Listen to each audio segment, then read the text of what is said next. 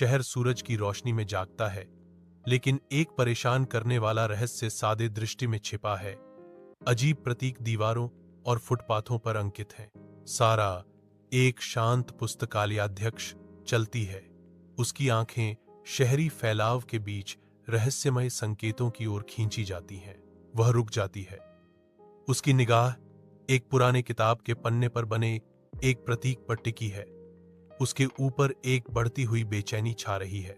सारा पुस्तकालय की ओर अपनी यात्रा जारी रखते हुए अजीब प्रतीकों के साथ दृश्य पर आशंका की एक स्पष्ट भावना छा जाती है। शांत पुस्तकालय में सारा की निगाहें प्राचीन पांडुलिपि पर टिकी हुई हैं।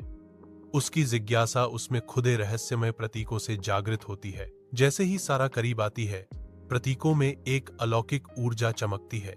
उसकी उंगलियां उनके रूपों का पता लगाती हैं, जो उनकी रहस्यमय मोहक शक्ति में खींची जाती हैं। सारा के मन में एक भयानक पूर्वाभास छा जाता है, क्योंकि वह पांडुलिपि के रहस्यों में गहराई से उतरती है। उसके दिल में आसन्न तबाही की भावना रेंगती है। एक आवाज शांत पुस्तकालय में गूंजती है, तुमने उन्हें देखा है, अब वे तुम्हें जानते हैं। अंधेरी गली में सारा दौड़ती है। उसकी सांस फटी हुई हांफती है, क्योंकि वह अपनी सीमाओं को आगे बढ़ाती है। वह अजनबी को देखने के लिए संघर्ष करती है, एक आकृति जो आसन्न छायाओं में समा गई है। अजनबी गायब हो जाता है, रात के साथ एक हो जाता है, सारा को अंधेरे में अकेला छोड़ देता है। केवल सारा की बेताब हांफने की गूंज गली में सुनाई देती है, जो उसकी अकेलेपन और डर की एक स्पष्ट याद दिलाती है।